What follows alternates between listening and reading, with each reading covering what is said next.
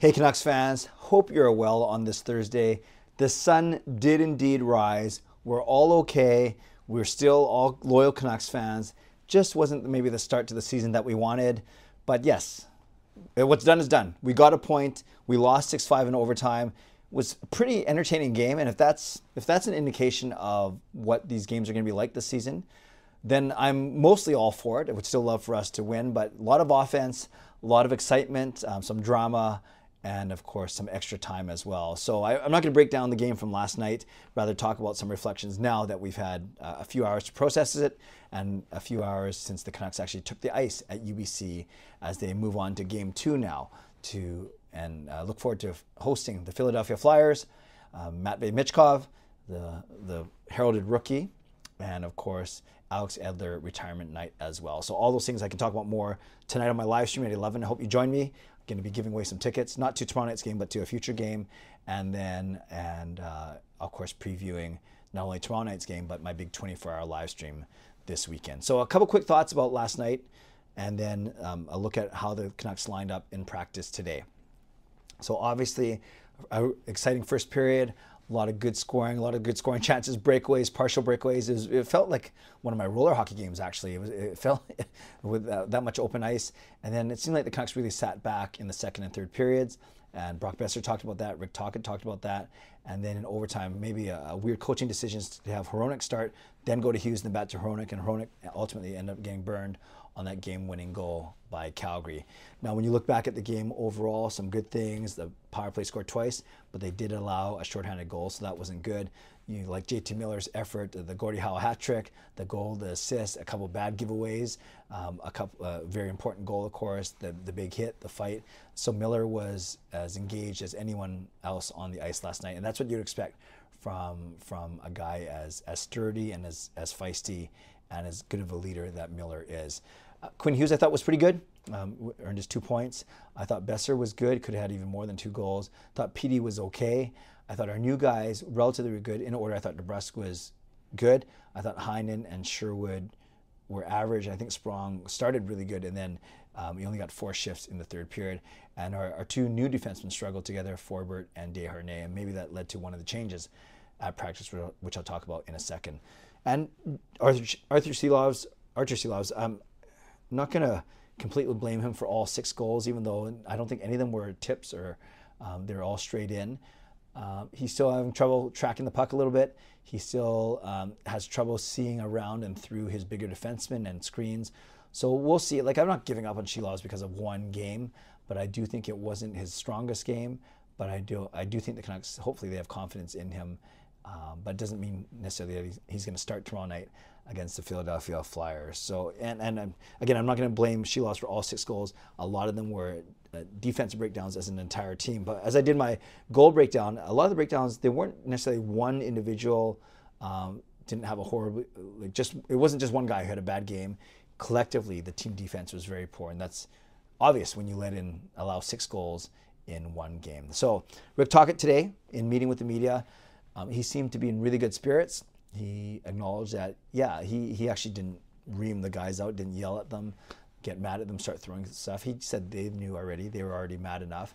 And he just said, though, there are some things that we got to work on, including team defense, skating more directly, harder on the puck, all those things. So awareness.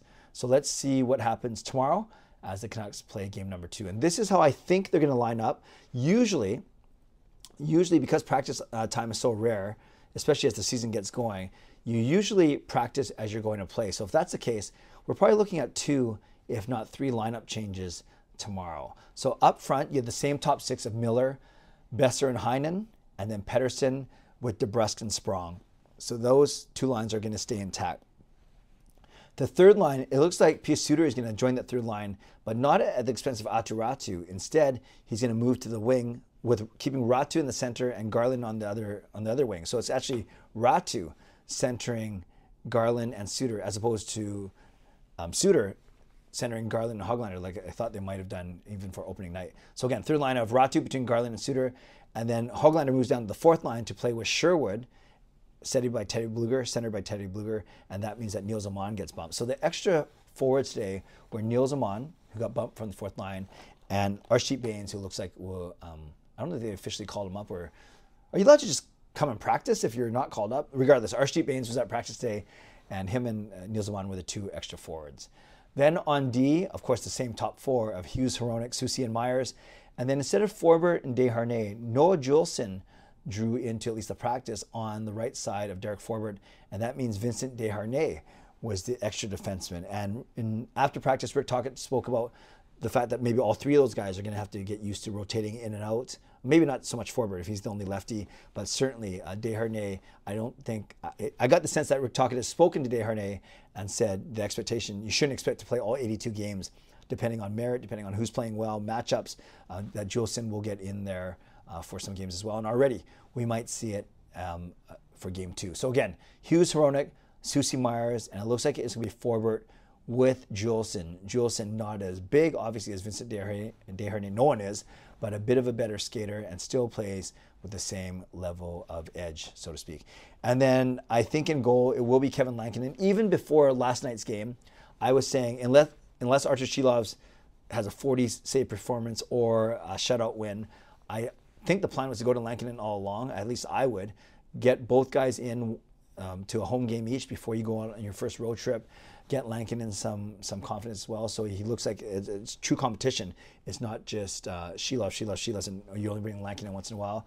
And yeah, so it evens out the games played already after only 2 games, if it's indeed Kevin Lankinen tomorrow. And I do expect it to be. In fact, he was off the ice first, and it was Shilovs working with goaltending coach Marco Terranius after practice today. So that, and a further indication that likely it could be Kevin Lankinen tomorrow. So all to wrap up, again, it looks like it's going to be Suter, Juulsen, and Lankinen in. It means that Aman, Desharnais, and Shilovs out, and Hoglander drops from the 3rd line to the 4th line to make way for Pius Suter. So Canucks fans, let me know if you have any more residual thoughts from last night's game, now that you've had a night to sleep on it. Let me know what you think about these new practice lines and D-pairings. Let me know if you think Kevin Lankinen should indeed start tomorrow night for the Vancouver Canucks. You can put some thoughts about Alex Edler if you want as well, and any other thoughts from a busy night in the NHL last night. Please join me tonight for 11 p.m. at 11 p.m. for my live stream. It'll be my last live stream before my big 24-hour live stream, which starts this Saturday at 10 a.m. Can't wait. Got to get some rest. Got to do some planning, some meal prep and some tech prep and all those things. But that's what the next couple of days are for. Shout out to my sponsors, Van City Experts Real Estate, Coach Patrick Liu, Weight Loss Coach. Thank you, legendary Lucas Gates, legendary Andrew Chang, Hall of Fame franchise members. And thanks to all of you for your support, for liking, subscribing, and watching. So on your way out, subscribe, like the video, leave a donation if you like what I'm doing here, become a member, upgrade your membership, and give me a comment down below. How are you feeling today, Canucks fans, the day after an opening night loss? Stay safe, stay healthy, take care of yourselves, and take care of each other. See you tonight at 11 p.m. God bless, and go Canucks go.